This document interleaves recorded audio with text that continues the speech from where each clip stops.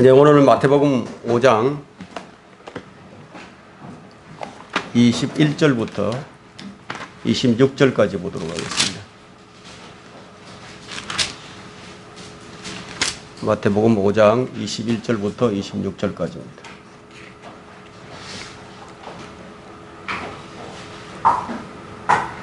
다 찾으신 줄 알고 제가 읽겠습니다. 너희는 옛사람들이 말했던 바, 옛사람들이 말했던 바, 이 말씀이 어떤 말씀인지 잘 주목해 보시기 바랍니다. 너는 살인하지 말지니라.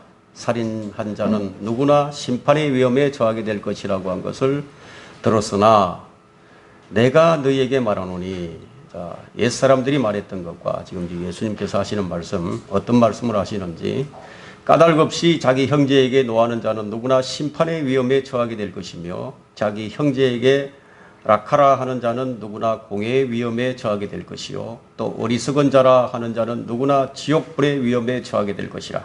그러므로 만일 네가 예물을 제단에 드리다가 거기서 내 형제가 내게 반감을 갖고 있다는 것이 생각나거든 내 예물을 거기 제단 앞에 놓아두고 가서 먼저 내 형제와 화해하고 그 후에 와서 예물을 드리라.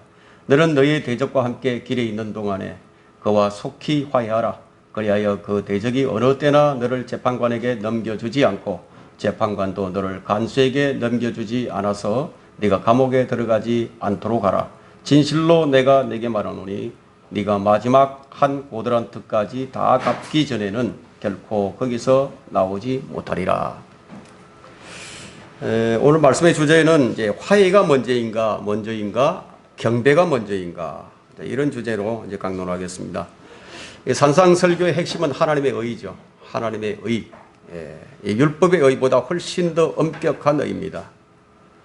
이 바리새인들이 말하고 있는 이 의는 매우 엄격했는데 주님께서 여기서 그들의 의보다 더 뛰어나지 아니하면 결코 천국에 들어가지 못한다고 경고를 하셨습니다. 자, 주님께서 말씀하시는 의는 왕국의 백성들이 지켜야 할 의예요. 왕국의 백성들이 지켜야 할 헌법이죠. 이제 그 법이 이제 마음까지 다루는 법이에요. 얼마나 엄격한지 여러분 이해가 되죠. 이제 21절부터는 주님께서 이 법조항을 나열하듯이 각 주제별로 하나씩을 이제 제시하시기 시작하시는데 21절부터 22절은요, 살인에 관한 규례예요. 그리고 23절부터 25절은 예물과 화해에 관한 규례예요. 그리고 27절부터 28절은 간음에 관한 규례로서 이렇게 헌법이 나열되고 있습니다. 자, 이처럼 메시아의 왕국에 백성들은 까닭 없이 화를 내게 되면, 까닭 없이 노하게 되면 심판의 위험에 처하게 되고 어리석은 자라고 말을 하게 되면 지옥불의 위험에 처하게 됩니다. 그러나 이 교회 시대는 왕국 시대가 아니기 때문에 이 헌법은 교리적으로는 이 교회 시대에 적용할 수가 없어요. 이것을 여러분 마음에 잘 새기시고 들으시길 바랍니다. 오늘은 이 살인에 관한 규례와 이 예물과 화해에 관한 이 규례를 이제 중점적으로 다루고요. 다음 시간에는 이제 간음에 대한 규례를 이제 다루도록 하겠습니다. 옛사람이 말했던 바. 그러니까 옛사람은 이렇게 얘기했는데 주님께서 다르게 말씀을 하시겠다는 얘기죠. 주님께서 새로운 가르침을 주시는 거예요. 자, 그러나 이것은 구약의 율법을 부정하는 것이 아니라 구약의 율법보다 훨씬 더 뛰어난 의에 대한 가르침이에요. 당시 상황을 조금 설명하자면 말라키 이후 이제 400년 동안에 이 암흑기라 불리죠. 선지자를 통한 하나님의 말씀이 없는 아주 침묵의 기간이었어요. 400년 동안 선지자가 없었어요. 그래서 이제 말씀이 선포되지 않자 사람들의 계명과 또 장로들의 전통이 율법에 가미되어 버렸습니다. 서기관들과 율법사들은 여전히 있었지만 그들은 율법에 자신들이 주석을 다는 거예요. 그리고 그 시대의 철학을 가미시켜 버렸습니다. 그래서 자신들의 철학을 첨가해서 만든 것이 이제 오늘날 우리가 탈무드라 불리는 그 책이에요. 자, 이 책은 실질적으로 이제 모세오경만큼이나 높은 권위를 가지고 있었어요. 이런 상태에 있었던 그들에게 주님께서 이 서기관들이나 바리새인들이 안식일에 관한 것이나 십계명에 대한 것, 예배에 관한 것, 이 성전에 대한 것, 구제와 금식, 기도, 맹세 이런 것들에 대한 모든 일이 왜곡되어 있는 것을 발견하신 거죠. 그래서 왜곡되어져서 사람들의 계명과 장로들의 전통에 따른 것임을 보시고 율법의 근본 목적과 그에 따른 올바른 해석을 주신 거예요. 그래서 주님께서 마태복음 22장 29절에서 너희가 성경도 하나님의 능력도 모름으로 오해하고 있도다 이 말씀을 하셨잖아요. 그 시대의 현상을 잘 분석하시고 이제 바른 해석을 주시는 거예요. 자, 율법을 지킨다고 하면서 사실은 율법을 파괴시킨 거예요. 사람들에게 무거운 짐을 지우고 외식과 위선으로 행하는 일들이 너무나 흔했기 때문에 이것은 지금도 마찬가지예요. 깨닫지 못하면 이렇게 될 수밖에 없는 거죠. 지금 이 시대의 교회들이 그들의 전철을 밟고 있습니다. 그들이 어떻게 했는지 찾아본다면 마태복음 23장으로 한번 넘어가 볼까요? 마태복음 23장 16절부터 좀 보겠습니다.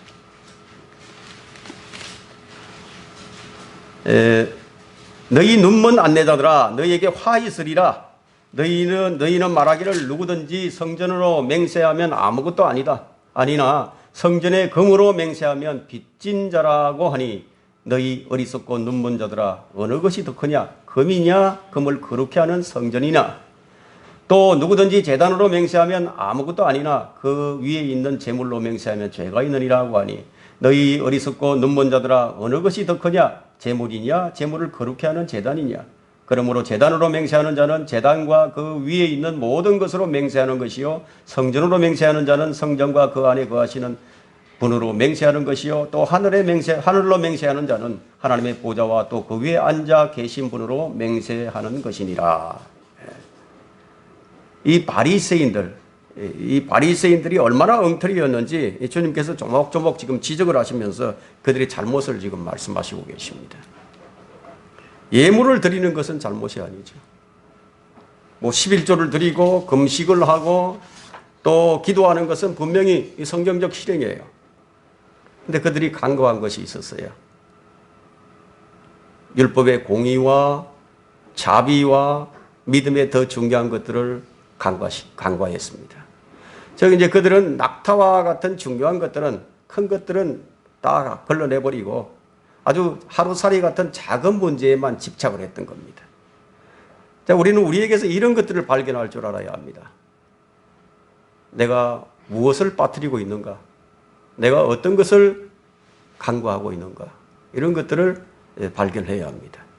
주님은 이 바리새인들과 율법사들이 가르치고 행하는 그런 율법 준수가 사실은 하나님을 두려워함이 없고 또 자비와 공의와 사랑과 같은 이 핵심이 빠져 있는 것을 지적하신 거예요. 그것이 빠져버린 거예요. 주님께서 옛사람들이 말했던 바 그러나 내가 너희에게 말하노니 자, 이 말씀은 율법을 폐하거나 또 율법을 바꾸시거나 또 새롭게 해석해 주시는 것이 아니라 본래 처음부터 있던 율법이 그러했다는 것을 말씀해 주시는 겁니다. 제자들과 이 무리들은 주님을 통해서 비로소 서기관들과 바리새인들이 전해주던 변개된 말씀이 아니라 순수한 하나님의 말씀을 비로소 접하게 된 거예요.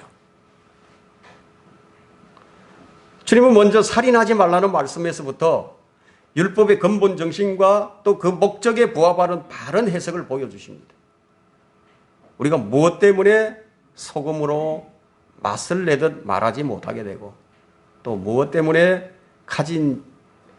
우리가 가지고 있는 빛을 비출 수 없는 것인지 이 말씀을 통해서 우리는 깨달음을 얻어야 하는 겁니다. 먼저 살인과 형제 사랑과의 어떤 관계가 있는지 그 상관관계를 한번 살펴보겠습니다. 21절이에요. 21절에 너희는 옛사람들이 말했던 바 너는 살인하지 말지니라. 살인한 자는 누구나 심판의 위험에 처하게 될 것이라고 한 것을 들었으나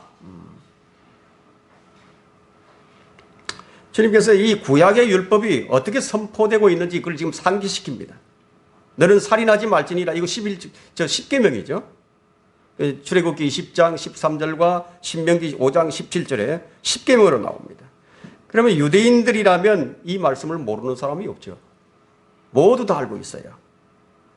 그런데 율법에는 살인자들은 어떻게 하죠? 사형에 처하죠. 이 정도의 율법 조항들이라면 유대인들에게는 기본 상식이에요. 자, 여러분들은 지금 주님께서 형제 사랑에 관하여 말씀하시기 전에 왜 먼저 살인에 대하여 말씀하셨는지 그 이유를 알게 될 것입니다. 살인이 사형에 처해졌지만 그런데 살인이 없었던 적은 없었죠. 살인자는 살인에 처해야 된다. 사형에 처해야 된다. 그런데 그 법이 있으면 살인자가 없어야 되는데 살인자가 없었던 적이 한 번도 없다. 이것이 무엇을 의미하죠? 율법은 죄를 알게 해줄 뿐 율법 그 자체가 죄를 막아주거나 또 양심을 깨끗게 해주지 못한다는 겁니다. 율법은 죄를 더해줄 뿐 죄를 없애주질 않아요. 율법은 선하죠, 의롭죠, 거룩한 것이지만 그 자체로는 어떤 사람도 완전하게 해주지 못하는 거예요. 유대인들은 이 율법을 지켜야 한다는 사실을 알았지만 살인은 언제나 유대 사회의 심각한 문제였습니다. 그들의 상태가 어떠했냐면요, 이사야 59장 7절에 그들의 상태를 얘기하는데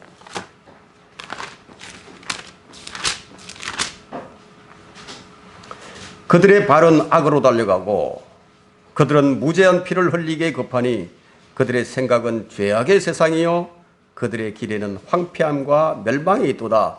예레미야 22장 17절에도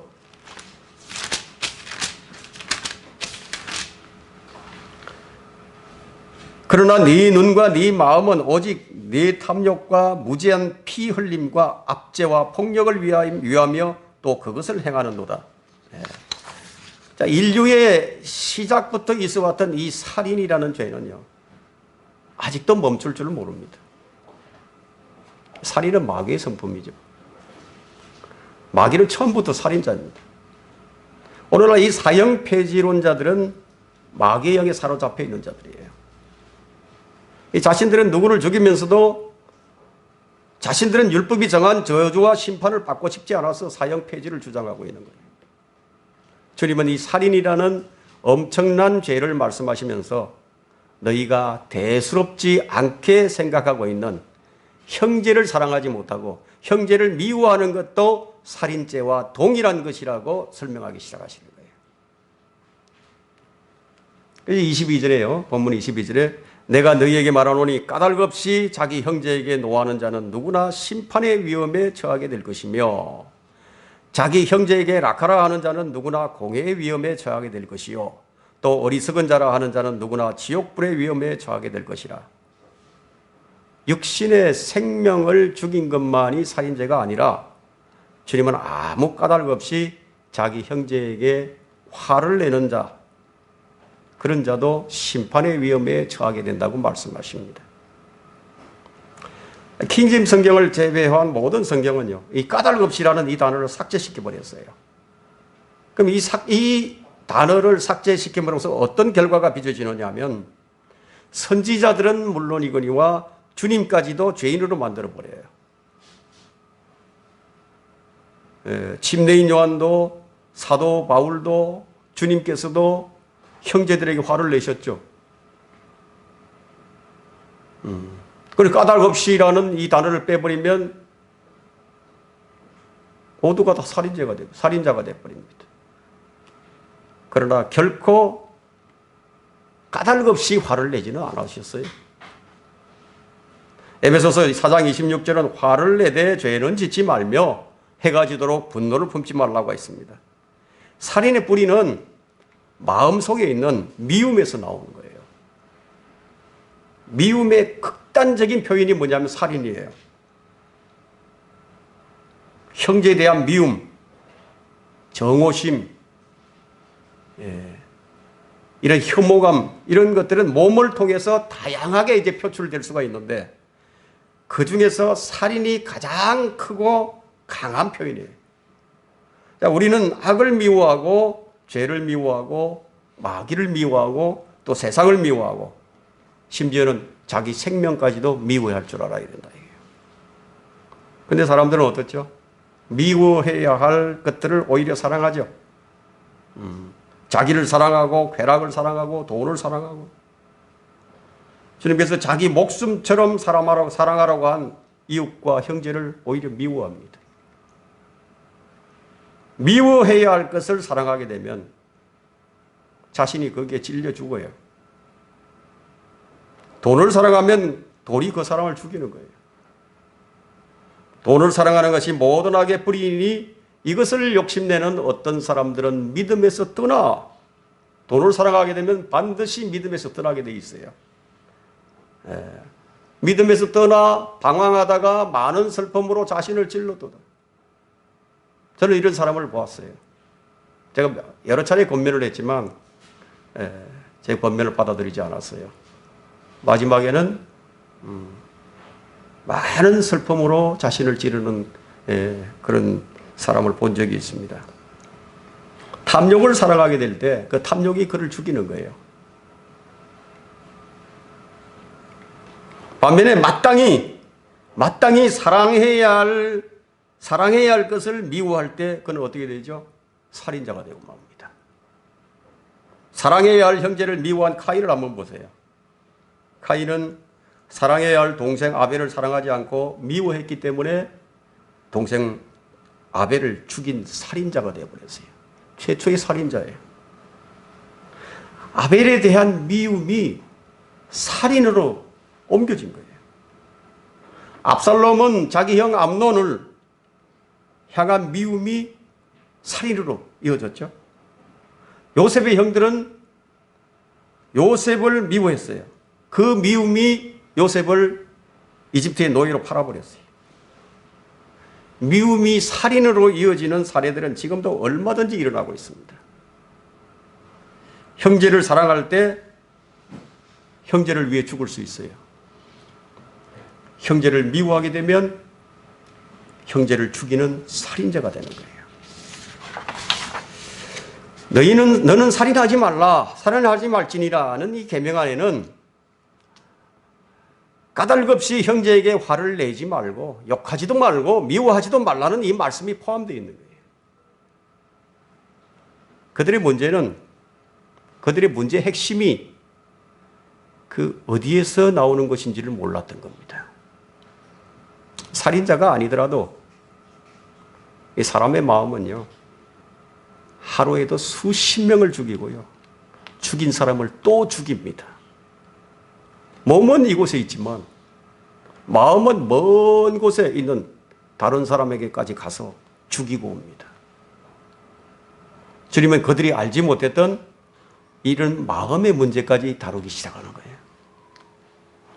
까닭없이 자기 형제에게 화를 내는 것이나 이 자기 형제를 일컬어서 라카라 하는 이들은요, 공해의 위험에 처하게 됩니다.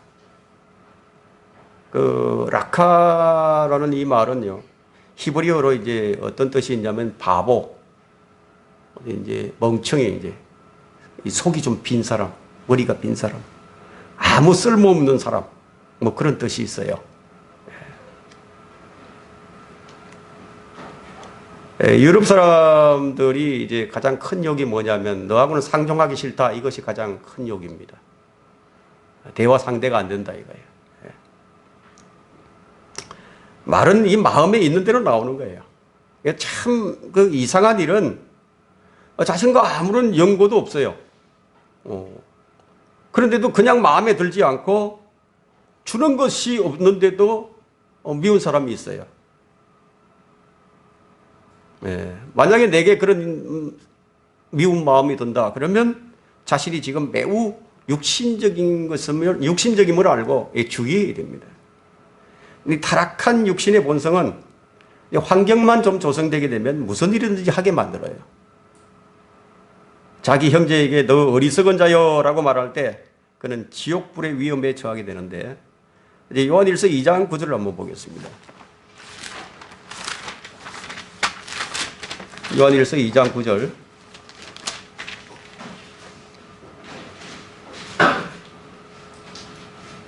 그 빛 가운데 있다고 말하면서 자기 형제를 미워하는 자는 지금까지도 어두움 가운데 있느니라. 또 요한일서 2장 11절이요. 자기 형제를 미워하는 자는 어두움 가운데 있고 어두움 가운데 행하되 자기가 어디로 가는지 모르니 이는 그 어두움이 그의 눈을 멀게 하였습니다. 자, 영적인 하나님의 나라의 백성들인 그리스도인들이 알아야 할 한 가지는 살인자이기 때문에 마음속에서 살인이 일어나고 또 어떤 상황이 닥치면 살인을 하게 된다는 점이에요. 최초의 살인자 카인은 악한 자로부터 나왔다고 했는데 그 악한 자가 누구인가 하면 그는 처음부터 살인자였던 마귀예요. 성경이 정의하는 살인자는 누구인가는 요한일서 3장 15절에 자기 형제를 미워하는 자는 누구나 살인자요. 누구나 살인자예요. 살인자는 누구나 영원한 생명이 그의 안에 거하지 않음을 너희가 아느니라. 이 바리새인들은 자신들이 누구도 죽인 적이 없다고, 자신들은 아무도 죽인 적이 없다고 말하지만 그들은 예수님을 죽인 살인자로 드러나 버리고 말았습니다. 죄인들은 모두 예외 없이 예수님을 십자가에 못 박으소서, 십자가에 못 박으소서 외치는 무리들 속에 다 들어있는 거예요. 자, 우리는 실제적으로 2000년 전 예수님의 그 십자가의 현장에 우리가 있지는 않았지만 제 가운데 타고난 우리 본성은 예수 그리스도를 미워합니다. 마음이 어두운 죄인들은요, 생명의 빛이신 예수님을 싫어하는 거예요.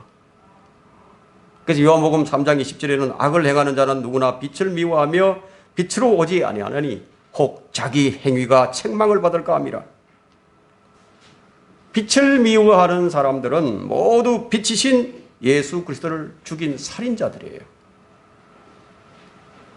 우리의 죄로 인해 주님이 죽으셨다면, 자, 우리는 이 살인과 연관이 되어 있죠.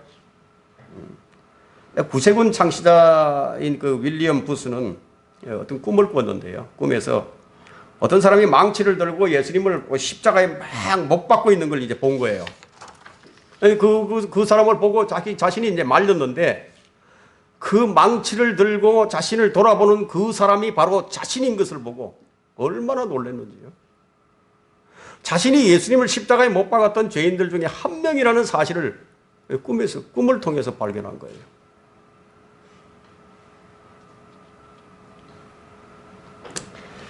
자, 이처럼 이 살인과 형제 사랑은요, 매우 밀접한 관계에 있는 거예요.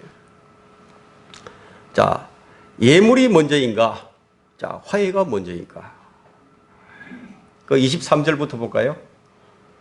그러므로 만일 네가 예물을 제단에 드리다가 거기서 네 형제가 내게 반감을 가지고 있다는 것이 생각나거든 네 예물을 거기 제단 앞에 놓아두고 가서 먼저 네 형제와 화해하고 그 후에 와서 예물을 드리라. 주님께서는 지금 형제와의 화해가 제단에 예물을 드리는 일보다 더 급하고 중요한 일이기 때문에 자, 이 말씀을 하신 것인가?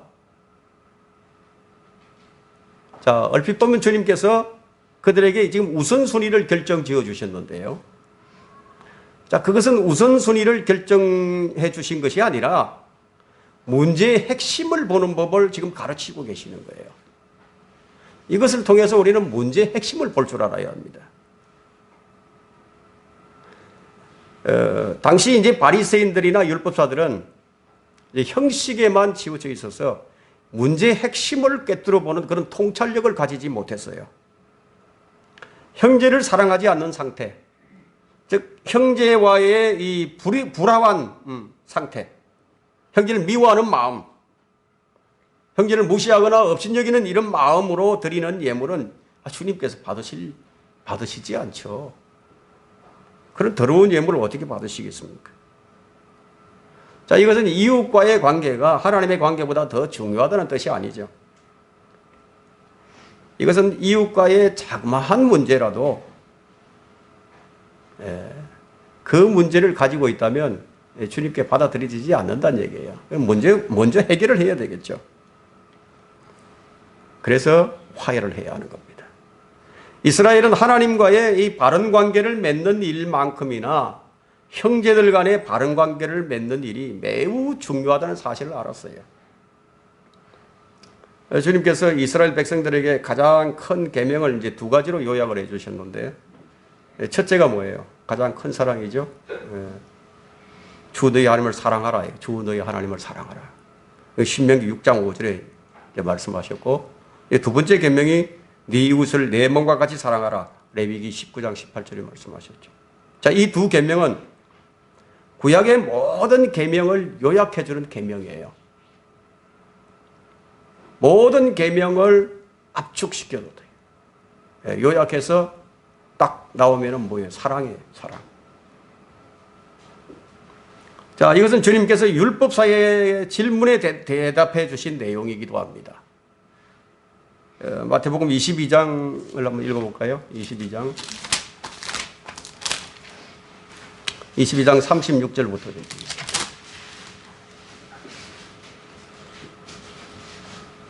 선생님, 율법 중에서 어느 계명이 크니까? 라고 하니 예수께서 그에게 말씀하시기를 너는 네 마음을 다하고 혼을 다하고 생각을 다하여 주 너의 하나님을 사랑하라.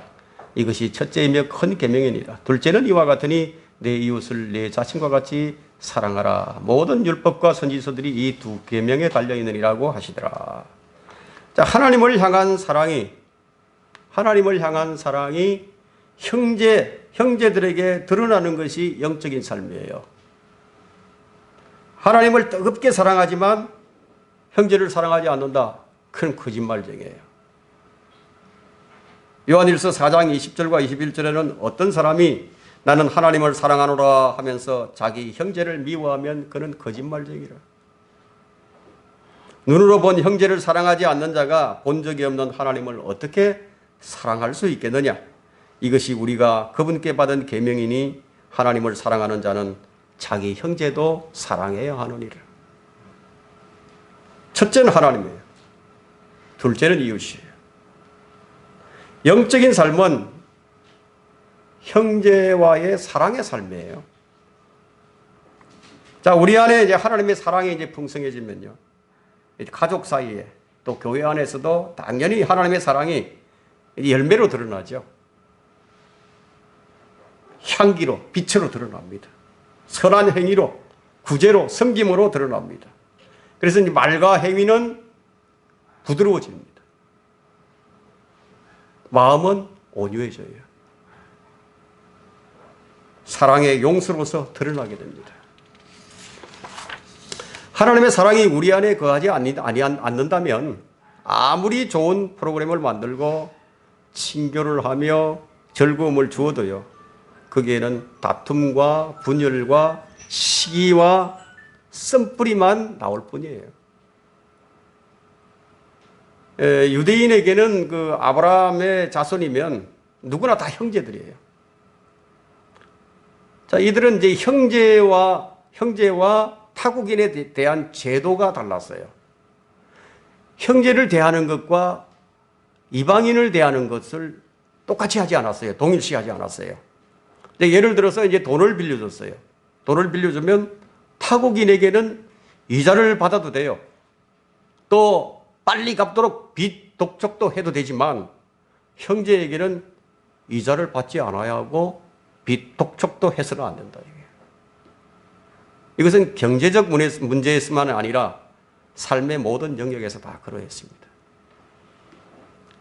그래서 레위기 이제 19장 17절과 이 18절을 보게 되면 너는 네 마음속에 내 형제를 정오하지 말며 너는 어떻게 해서든지 내 이웃을 책망하여 그에게 죄를 짓도록 허용하지 말라.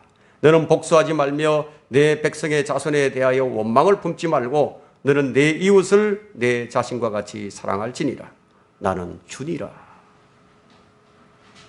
이것이 신약 시대라고 해서 다르지 않아요. 그리스도인은 예수 그리스도 안에서 한 형제들이잖아요. 우리는 형제들을 대할 때 이렇게 서로 대해야 하는 겁니다. 하나님께로부터 우리는 새로이 부여받은 이름이 있는데 그 이름이 뭐냐? 그리스도인이에요. 주님은 형제들에 대한 이 명령을 주셨는데 서로 사랑하라. 서로 사랑하라. 형제들과 짐을 나누어지라. 형제들을 돌아보라는 겁니다. 형제들을 섬기라는 거예요. 형제와 화해하라는 겁니다. 형제를 용서하라는 겁니다. 심지어 형제에게 피해를 입더라도 세상 법적으로 가지 말고 손해를 당하라고 말씀하신다. 왜 그러냐? 한 가족이기 때문에. 한 가족이기 때문에. 갈라디아서 6장 10절에 그러므로 우리가 기회가 닿는 대로 모든 사람에게 선을 행하되 특히 믿음의 가족들에게 할지니라. 우선순위가 있는 거예요. 그리스도인들이. 화해를 위해서는 이제 먼저 용서하는 마음이 있어야 됩니다. 용서가 없는 화해는 없죠. 용서 없는 화해는 없어요. 회개 없는 구원이 없듯이요. 에베소서 4장 32절에 너희는 서로 친절하고 다정다감하며 서로 용서하되 하나님께서 그리스도를 위하여 너희를 용서하신 것 같이 하라. 누구 때문에 용서하죠? 그리스도 때문에 용서하는 겁니다. 우리가 누구로 인해서 형제가 되었죠? 그리스도 때문이에요. 우리의 시작이 그리스도로 인해서입니다. 골로새서 3장 13절에도 만일 어떤 사람이 누구에게 불평이 있으면 서로 용납하고 서로 용서하기를 마치 그리스도께서 너희를 용서하신 것 같이 너희도 그리하라. 모든 것이 그리스도로 인했습니다. 용서의 기준이 내 자신이 아니에요. 내 자신의 마음이 아니라 주님이시다. 용서의 횟수 몇 번까지 해야 되죠? 내 마음이 허락하는 데까지가 아니라 주님이세요. 자, 주님께서 나를 대신해서 죽으시고 용서하신 그 용서가 기준이에요. 우리가 어떻게 용서를 받았는가를 한번 우리가 매일 생각을 해야 됩니다. 우리는 아무 값없이 용서를 받았어요. 그렇다면 우리 역시 그렇게 용서를 해줘야 되는 거예요. 어떤 형제는 이런 얘기를 하죠. 서로 간에 불화가 생겼는데 이 잘못했다고 말도 하지 않고 또 뭐 용서를 비는 것이 보니까 진심이 아니고 그래서 용서해 주지 못하겠다고 이런 얘기를 하죠. 그죠? 그 용서해 주지 못하는 이유는요. 이유와 핑계를 그냥 쭉 늘어놓는 것일 뿐이에요. 근데 그 용서해 주고 싶은 마음이 없어서 그렇게 말하는 것일 뿐이에요. 용서해 줘야 되는 겁니다. 그리스도가 기준이라면, 그러나 내 마음이, 내 자신이 기준이라면 용서 안 해주겠죠. 그래서 화해할 마음이 없으니까 변명을 하고 합리화시킵니다. 이렇게 하는 것은 용서의 기준이 아니라 용서의 기준이 주님이 아니라 자신이기 때문에. 마가복음 11장 25절에는 너희가 서서 기도할 때 만일 어떤 사람과 적대 관계에 있다면 그를 용서하라. 그러면 하늘에 계신 너희 아버지께서도 너희의 허물을 용서하시리라. 율법 하에 있었던 유대인들은 이렇게 해야 용서를 받는 거예요. 지금의 우리의 상황과는 전혀 용서의 개념 자체가 다른 것이죠. 지금 하나님께서는 예수 그리스도를 통해서 우리와 화해하셨어요. 그리고 우리에게 그 화해의 직분을 맡겨주셨습니다. 우리는 화해의 직분을 가지고 있는 사람들입니다. 그런데 우리가 화해의 직분을 가진 자들인데 만일 우리 안에 불화가 있다면 어떻게 그 화해의 직분을 감당할 수 있겠어요? 고린도후서 5장 18절과 19절에는 이제 모든 것이 하나님께로부터 났으며 하나님께서는 예수 그리스도를 통하여 스스로 우리와 화해하셨고 그분 스스로 그렇게 하셨어요. 화해의 직분을 우리에게 주셨으니 주 하나님께서 그리스도 안에 계셔서 세상을 자신과 화해하게 하시며 그들의 죄가를 그들에게 돌리지 아니하시고 우리에게 화해의 말씀을 맡겨주신 것이라. 화해의 말씀이 복음이죠. 복음이 화해의 말씀입니다. 그래서 우리는 그리스도의 대사들이에요. 주님은 나를 위해서 드려지셨어요. 그래서 화해의 말씀을 우리는 제시해야 할 우리들이기 때문에 형제들은 물론이고 원수라도 용서해주고 화해해야 된다. 화해와 화평의 근거는 그리스도의 피입니다. 타고난 우리의 육신은 그리스도와 함께 십자가에 못 박히고 성령을 통해서 부어진 그리스도의 사랑으로서 화해하는 성도들이 되어야 하는 겁니다. 자, 25절과 26절을 보겠습니다. 너는 너희 대적과 함께 길에 있는 동안에 그와 속히 화해하라. 그리하여 그 대적이 어느 때나 너를 재판관에게 넘겨주지 않고 재판관도 너를 간수에게 넘겨주지 않아서 네가 감옥에 들어가지 않도록 하라. 진실로 내가 네게 말하노니 네가 마지막 한 고드란트까지 다 갖기 전에는 결코 거기서 나오지 못하리라. 화해를 청하는 쪽이 있죠. 화해를 청하는 쪽. 그러니까 화해를 청하는 쪽에서는 법정의 판결이 아닌 당사자 간의 화해가 최선이에요. 그 형제들의 문제를, 이 교회 안에 이제 형제들의 문제를 이 세상 법정으로 가져가는 것은 옳은 일이 아닙니다. 너는 너희 대적과 함께 길에 있는 동안에 그와 속히 화해하라. 이 문제가 이제 26절을 보게 되면은 금전 문제임을 알 수 있어요. 진실로 내가 네게 말하노니 네가 마지막 한 고드란트까지, 한 고드란트 금전이죠. 예. 그게 비치지 말라는 거예요. 비치지 말라.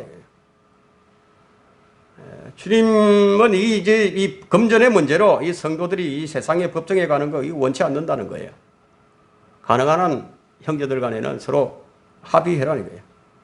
이 무슨 말씀이냐면 형제들 돈 떼먹지 말라는 거예요. 자, 이제 그리스도인들 간에 문제가 생겼을 때 어떻게 하는 것이 복 있는 사람인가 하면은 고린도전서 6장으로 가보겠습니다. 고린도전서 6장 6절로 가보겠습니다. 6절에서 8절까지 봅니다. 그래서 형제가 형제로 더불어 고소하러 가며 그것도 믿지 않는 자들 앞에서 하려느냐? 그러므로 이제 너희 가운데 소송 사건이 있다는 것이 너희 가운데 엄연한 허물이 되나니 차라리 불의한 일을 당하는 것이 낫지 아니하며 차라리 속임을 당하는 것이 낫지 아니하냐?